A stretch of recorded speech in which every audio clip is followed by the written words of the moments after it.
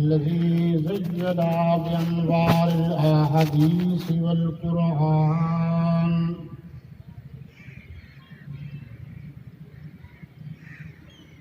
والصلاة والسلام على أحسن الأبيض العدد الأشرف أشرف الأكمل الأجمل الذي بشر به روح الله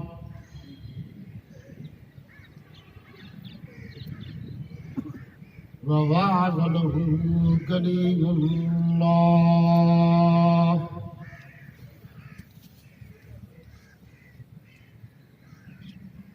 ودعا له خليل الله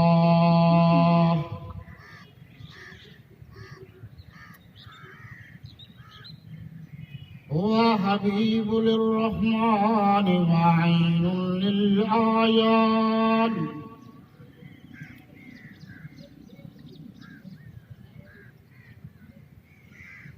سيدنا محمد المصطفى وأحمد المجتبى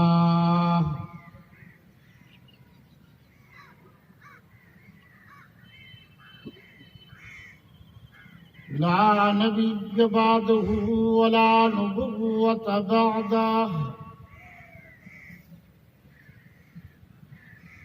ولا رسول بعده ولا رسالة بعده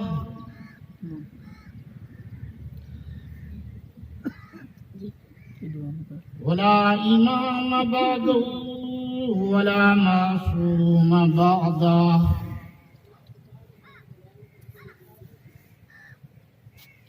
ولا أمة بعد أمته ولا شريعة بعد شريعته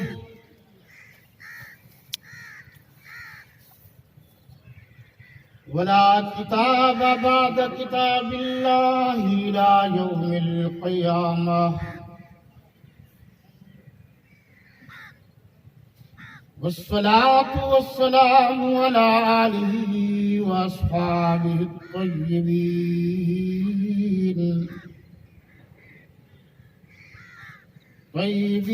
الطاهرين المهديين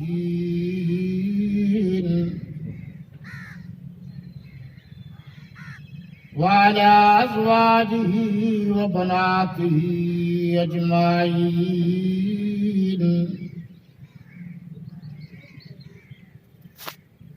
أما بعد فأعوذ بالله من الشيطان الرجيم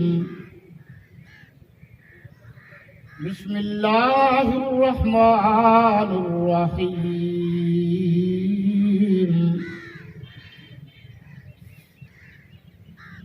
إن أجل الله إذا جاء لا يؤخر لو كنتم تعلمون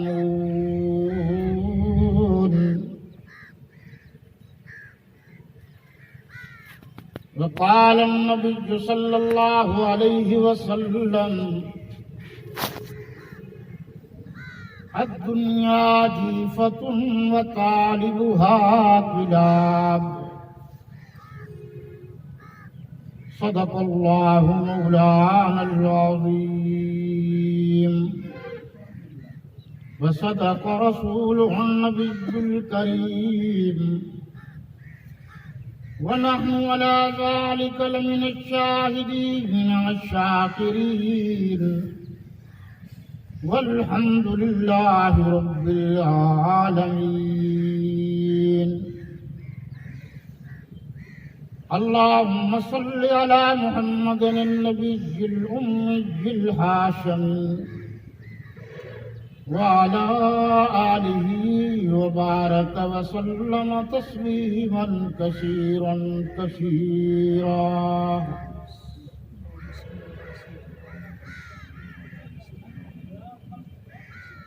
شرفاء ملت اسلامیہ رفقاء اہل سنت والجماعت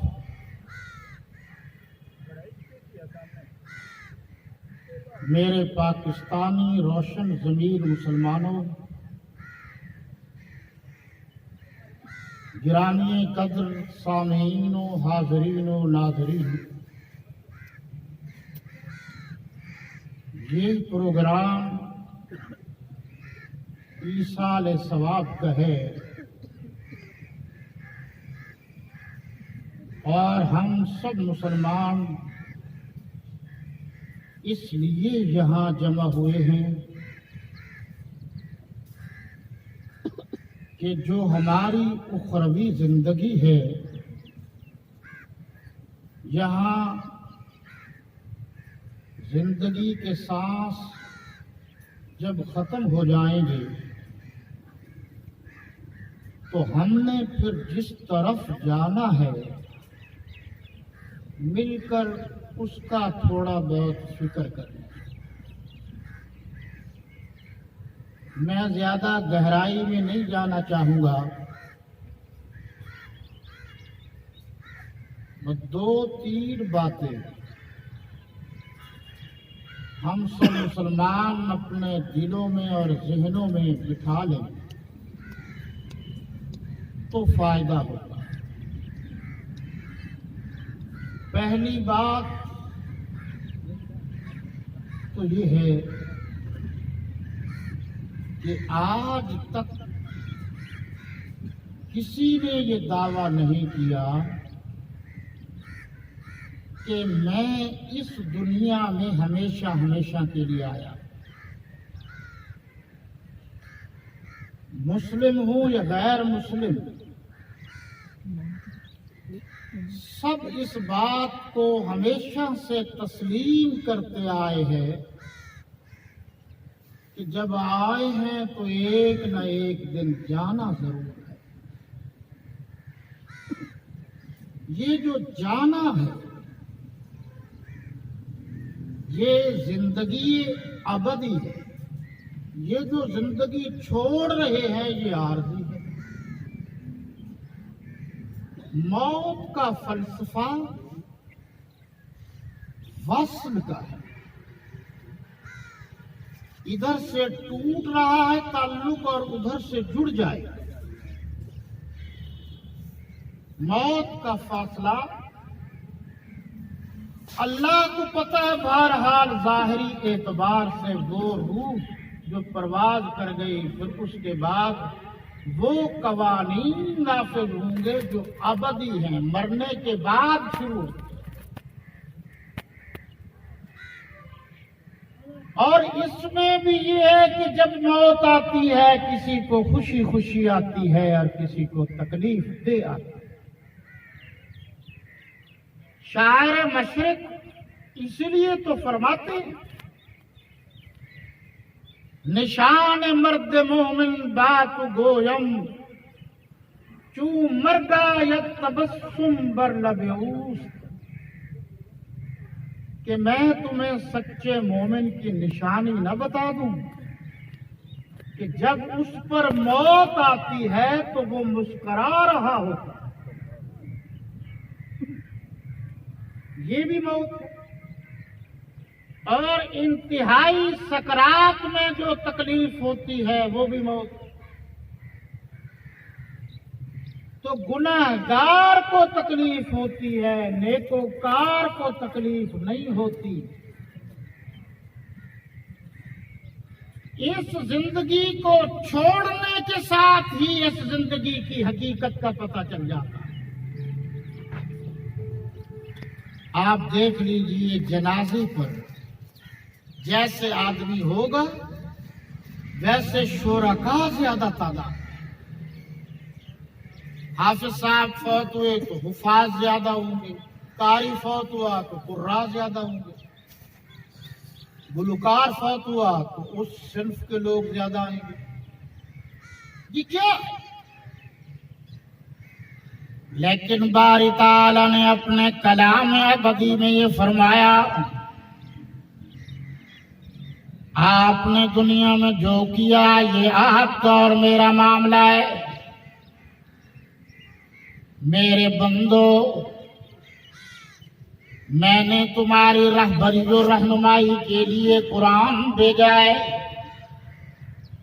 یہ وہ کتاب ہے جو تمہیں زندگی کے اصول بھی بتاتی ہے اور مر جانے کے بعد آنے والے حالات سے بھی باخبر کرتی ہے۔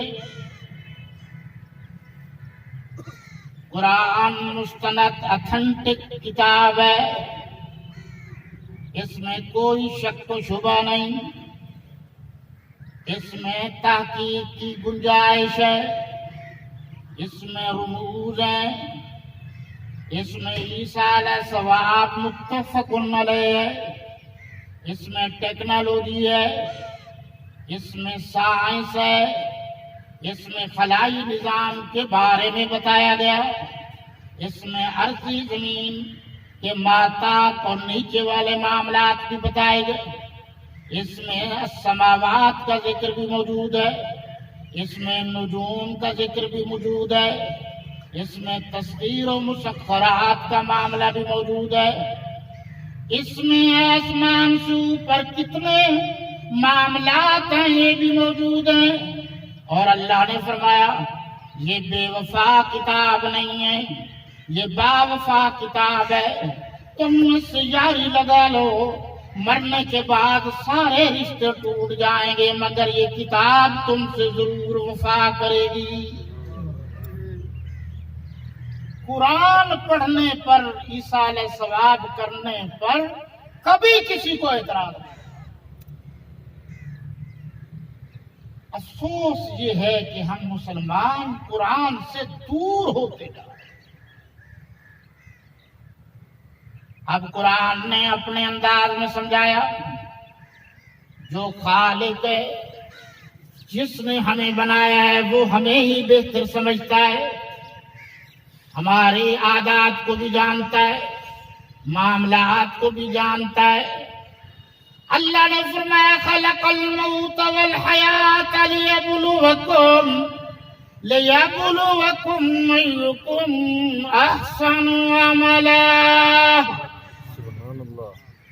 فرمایا ہم نے موت و حیات یعنی موت اس لیے بنائی تاکہ آپ لوگ صحیح راستے پر چلیں، تاکہ آپ لوگ اچھے کام کریں، تاکہ آپ لوگوں کی گردنوں سے سریا غرور والا نکل جائے، تاکہ آپ لوگ ماں باپ کا احترام کریں، تاکہ آپ لوگ دوسرے مسلمانوں کا اکرام کریں، تاکہ آپ لوگ دوسرے کے دکھ میں شریک ہوں۔ لِيَبْلُوَكُمْ أَيُّكُمْ أَحْسَنُ عَمَلًا۔ اب ایکم احسن عملا، تو یہ چونکہ معاملہ درس کا نہیں ہے، اجتماعی معاملہ ہے، اس لیے میں زیادہ گہرائی میں، صرف نحو میں، الفاظ میں، رموز میں، شان نزول میں نہیں جانا چاہتا۔ مسلمانوں، اللہ نے موت بنائی ہی اسی لیے ہے کہ مغرورین کا تکبر ٹوٹ جائے۔ کوئی ایسا نہیں آیا نہ آئے گا جو یہ کہے گا کہ میں ہمیشہ رہوں گا۔ حضرت نوح علیہ السلام سے کسی نے پوچھا، جی آپ نے 950 برس یا 1000 برس عمر پائی، بتائیے عمر کیسے گزری؟ تو فرمایا مجھے تو یوں محسوس ہوتا ہے جیسے ایک دروازے سے میں داخل ہوا ہوں اور دوسرے دروازے سے نکل گیا۔ ہم کہتے نہیں یار یہ وہی تو جگہ ہے کل تک جہاں ہم کھیلتے تھے، اب وہ کھیل کا ٹائم ختم ہو گیا۔ اس لیے باری تعالیٰ نے سمجھایا ہے اس دنیا میں کوئی باقی نہیں رہے گا۔ اگر اس دنیا میں باقی رہنا ہوتا تو اللہ اپنے مقرب ترین رسول و انبیاء کو ہمیشہ کے لیے یہ دنیا، یہ زندگی عطا فرما دیتے، قرآن نے کہا کل من علیہا فان، ہر ذی روح پر، ہر چیز پر فنا آئے گی اور فنا آ کر رہے گی۔ کل نفس ذائقۃ الموت ثم الینا ترجعون۔ اب دیکھو قرآن نے کیسی خوبصورت رہنمائی فرمائی، فرمایا ہر ذی روح پر موت آئے گی، پھر ہم سب ایک نہ ایک دن یہاں سے اسی باری تعالیٰ کی طرف لوٹ کر جائیں گے۔ اور یہاں فرمایا وَيَبْقَى وَجْهُ رَبِّكَ ذُو الْجَلَالِ وَالْإِكْرَامِ، اللہ کی ذات کے سوا جو صاحب عزت ہے، جو صاحب جلال ہے، جو صاحب تکریم ہے، اس کے علاوہ اس دنیا پر اور کوئی باقی نہیں رہے گا۔ یسألہ من فی السماوات والارض کل یوم هو فی شأن فبأی آلاء ربکما تکذبان۔ اب یہاں فبأی آلاء ربکما تکذبان کا ترجمہ کیا خوبصورت، 30 سے 35 تفاسیر جو میری نظر سے گزری ہیں، ہر ایک صاحب ذوق نے خوبصورت ترجمہ کیا۔ اب اس کا ترجمہ یسألہ من فی السماوات والارض، زمین و آسمان میں جو کوئی بھی ہے سب کے سب اسی کے منگتا ہے، سب کے سب اسی سے مانگنے والے ہیں، سب کے سب اسی کے سامنے جھولی پھیلانے والے ہیں۔ کل یوم ہوا فی شأن، ہر دن نئی شان کے ساتھ وہ نمودار ہوتا ہے، ہر لحظہ ہے مومن کی نئی شان، نئی یاد، گفتار میں، کردار میں اللہ کی برہان۔ علامہ نے یہی سے لیا، یہ وقت نہیں، ورنہ میں ضرور بتاتا کہ حضرت علامہ اقبال رحمۃ اللہ علیہ نے کون کون سے اشعار، کن کن آیات کو فکر، تدبر، غور، شعور، آگہی حاصل کرنے کے بعد کہے۔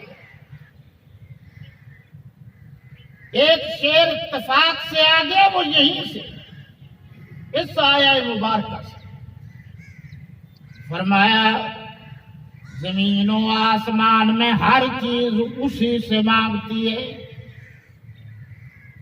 اس لیے کہ خالق بھی وہی، مالک بھی وہی، رازق بھی وہی۔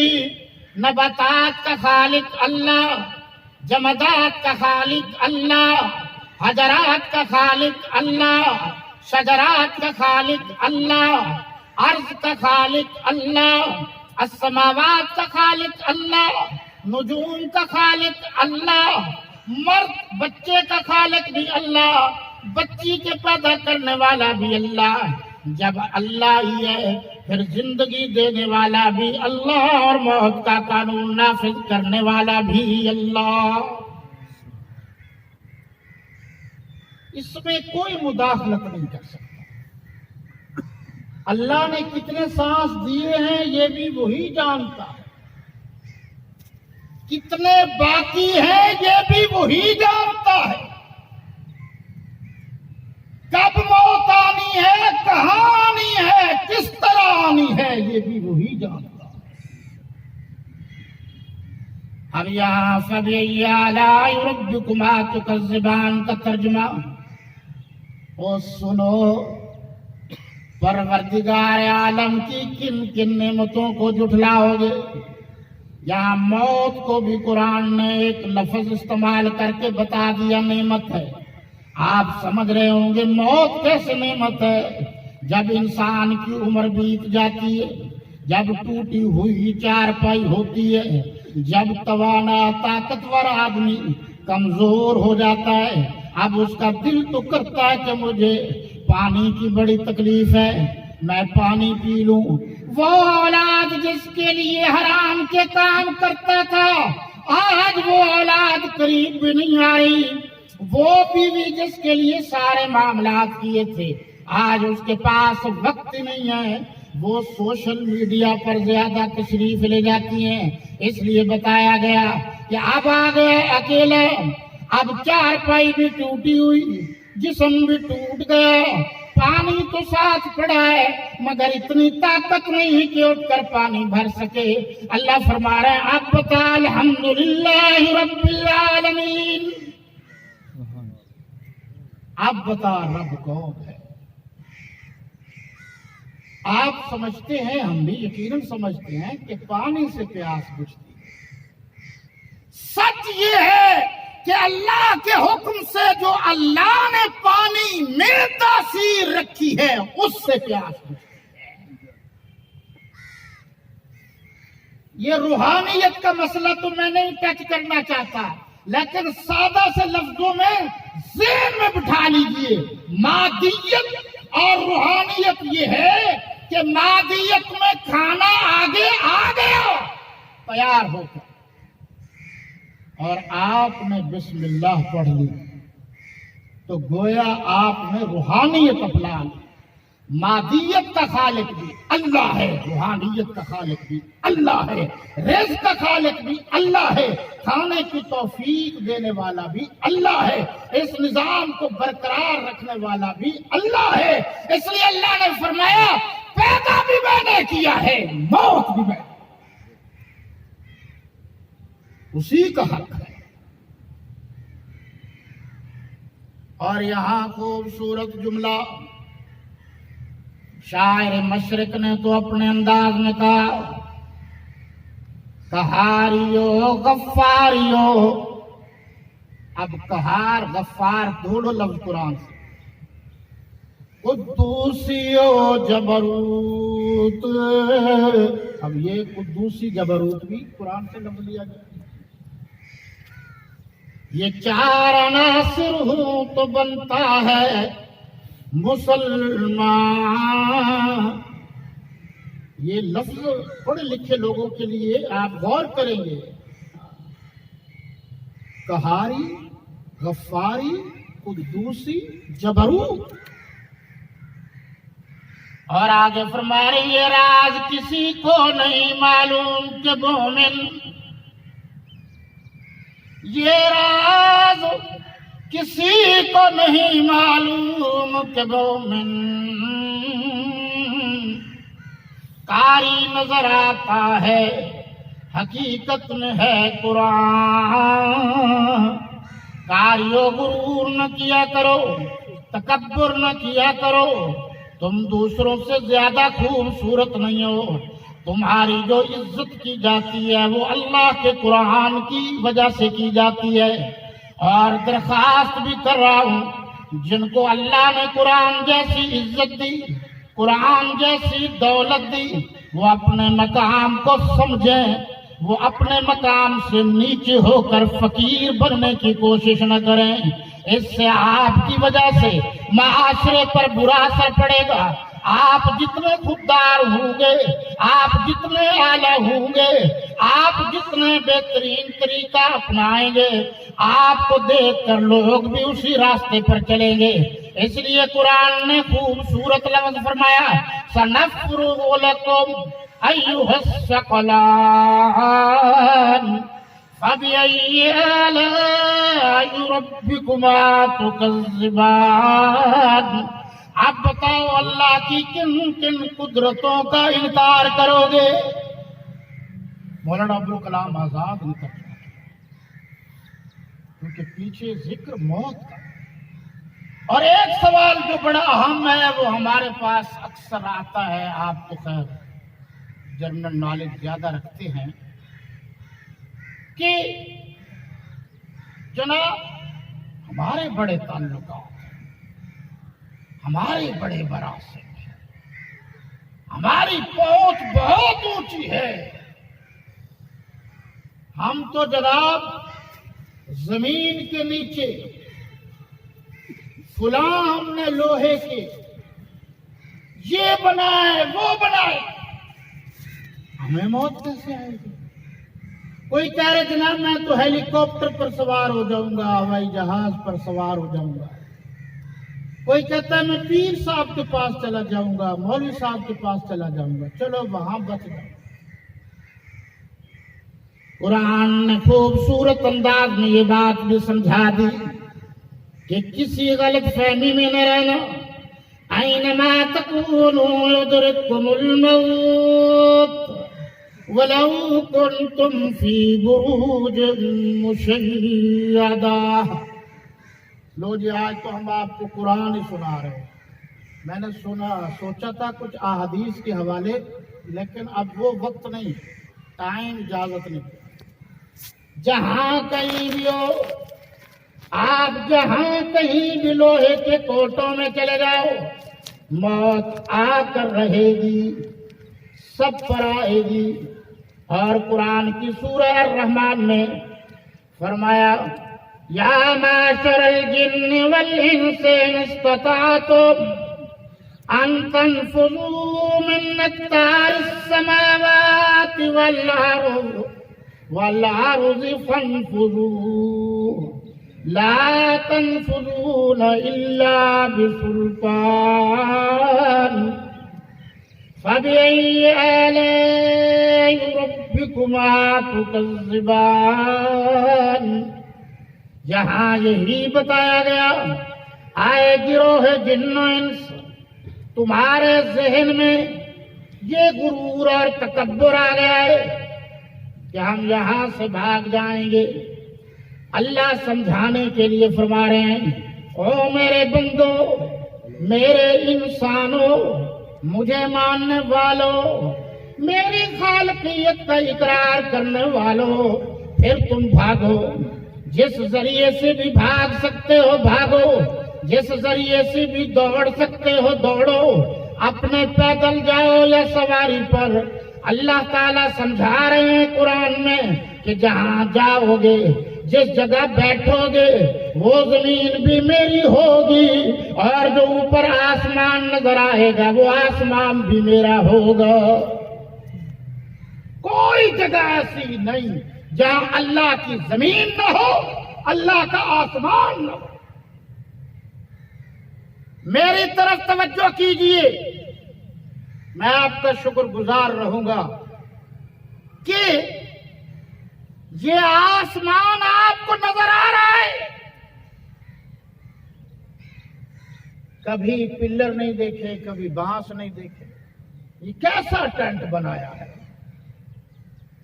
اور ہے بھی کروڑوں میلوں میں.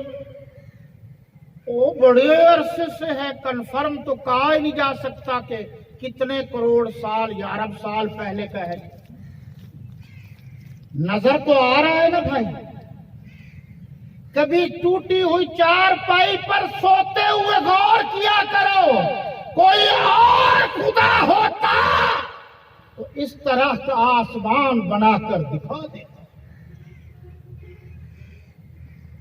تم خدائی کے دعوے کرتے پھرتے ہو. آپ صلی اللہ علیہ وسلم نے فرمایا ان اللہ لا يحب المتکبرین. یہ قرآن ہے، آپ نے پڑھ کر سنایا کہ بے شک پکی بات ہے کہ اللہ تکبر کرنے والوں کو پسند نہیں کرتا.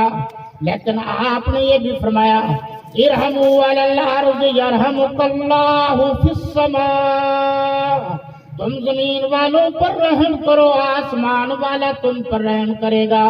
مسلمانوں غور کرو، ہم نے کیا بلی پر رحم کیا؟ کیا ہم نے جانور پر رحم کیا؟ کیا ہم نے ناپاک جانور پر رحم کیا؟ کیا آپ نے اور ہم نے اپنے بوڑھے ماں باپ پر رحم کیا؟ کیا آپ نے اور ہم نے شفقت سے بچوں کے ساتھ پیش آئے؟ یہ کرنے کے لیے کوئی تیار نہیں. سب کہتے ہیں جنت مل جائے اور مفت میں مل جائے. وہ ملے گی، میں یقین دلاتا وہ ملے گی. کیوں؟ اس لیے کہ ہم نے آقا و مولا حضور اقدس صلی اللہ علیہ وسلم کا کلمہ پڑھا، اور کلمہ اتنا قیمتی ہے کہ اس کے عوض جنت ملے گی۔ کوئی بدگمانی نہ کرے مسلمان، پتہ نہیں ہم جنت میں جائیں گے یا جہنم میں جائیں گے۔ جہنم میں تو غلط جائیں گے نہیں، اگر چلے گئے تو پھر دھل دھلا کے تو جنت میں آئیں گے نا۔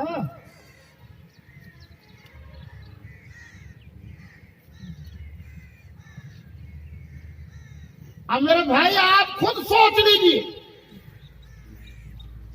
کہ ہم کیا کریں۔ اب رہ گئی یہ بات کہ جناب ایصال ثواب، میرے بھائی یہ خیرات بھی ایصال ثواب ہے۔ آپ نے قبرستان میں چپکے سے ٹرالی سے مٹی گرا دی تاکہ قبروں کی مرمت یا بنانے میں آسانی ہو، یہ بھی ایصال ثواب۔ آپ نے قبرستان میں کچی اینٹیں گروا دی، یہ بھی ایصال ثواب۔ ہمارے صاحب ثروت اور ذمہ دار دوستوں نے اگر مل کر قبرستان کی 4 دیواری بنوا دی تاکہ یہ جانوروں سے محفوظ رہے، یہ بھی ایصال ثواب ہے۔ آپ نے بیماروں کو پوچھا، ضرورت کے مطابق دوائی دلا دی، یہ بھی ایصال ثواب ہے۔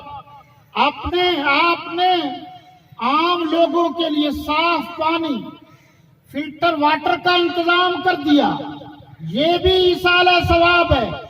حتیٰ کہ آپ نے کسی بوڑھے کی انگلی پکڑ کر سڑک کراس کرا دی، یہ بھی ایصال ثواب ہے۔ اللہ کہہ رہے ہیں تم مانگنے والے بنو، میرے خزانے میں دینے میں کوئی کمی نہیں۔ یہ چھوٹی چھوٹی چیز۔ ایک طریقہ آپ کو اور بھی بتا دو ایصال ثواب کا۔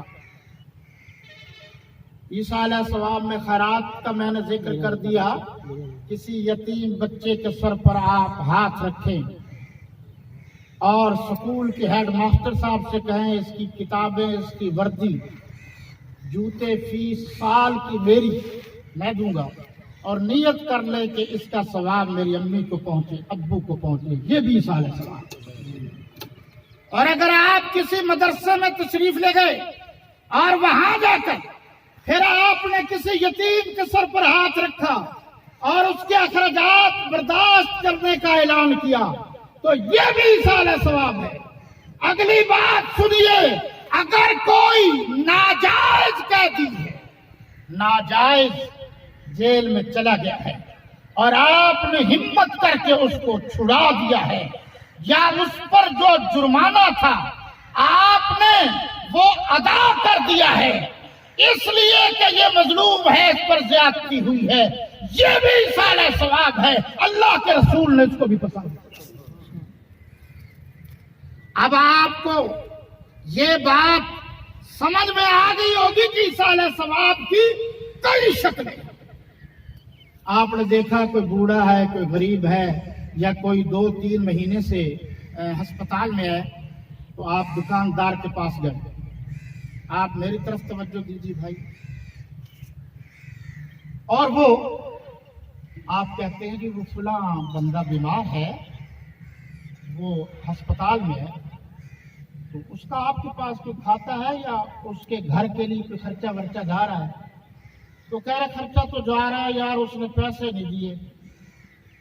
اس نے کتنے پیسے ہیں؟ اس نے کہا جی اتنے ہیں۔ اس نے خاموشی سے وہ پیسے دکاندار کو ادا کیے اور کہا اس کا پچھلا کھاتا کلیئر کر دیے، یہ بھی ایصال ثواب۔ آپ سوچئے، محبت سے پیش آنا، نیت یہ ہو کہ اس کا ثواب ملے گا، یہ بھی ہے۔ اور میرے بھائی وقت نہیں ہے، مجھے حکم دیا گیا تھا پہلے کچھ اور، وقت کے پابند نہیں ہے، مجھے کہتے ہیں لوگ آگے پیچھے کر دیتے ہیں، میں بڑی کوشش کرتا ہوں کہ وقت جو طے ہو اس سے آگے پیچھے نہ ہو۔ یہ بھائی ساری شکلیں ہیں ایصال ثواب۔ کسی کو آپ کپڑے دلا سکتے، کسی کو آپ جوتے دلا سکتے، کسی ضرورت مند کی ضرورت پوری کر سکتے ہیں، کسی کا کرایہ نہیں ہے مسافر کا تو اس کو آپ کرایہ دے سکتے ہیں. کوئی بھوکا ہے آپ اسے روٹی کھلا دیں, پانی پلا دیں, کچھ نہ ہو اور خالی سادہ پانی اس نیت سے پلا دیں کہ باری تعالیٰ عطا کرنے والا تو ہے, میرے پاس 100 دیگ پکانے کے پیسے نہیں ہیں تو میں خالی ہوں. اللہ کہتا ہے دیگے تمہارے لیے ہیں, میں تو تمہارا خلوص دیکھتا ہوں. تم دامن پھیلاؤ تو صحیح, ہاتھ اٹھاؤ تو صحیح, تمہارے ہاتھ منہ پر بعد میں جائیں گے, میں پہلے بخش دوں گا. یہ بھی آسان طریقہ. اب بھائی سورہ فاتحہ پڑھ لیجئے اور باقی موضوع سے متعلق ٹاپک سے متعلق بعد میں سوال کرنا چاہے تو وہ بھی کر سکتا ہے.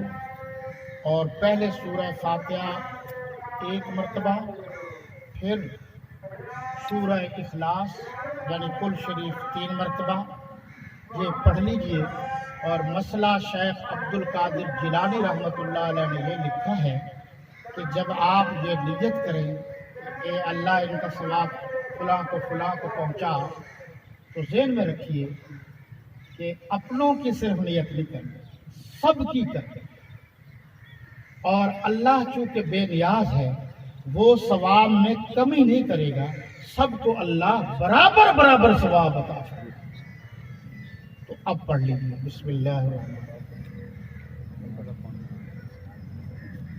پہلے ختم پڑھیں گے بعد میں پہلے پڑھ لیں. أعوذ بالله من الشيطان الرجيم بسم الله الرحمن الرحيم اللهم صل على سيدنا ومولانا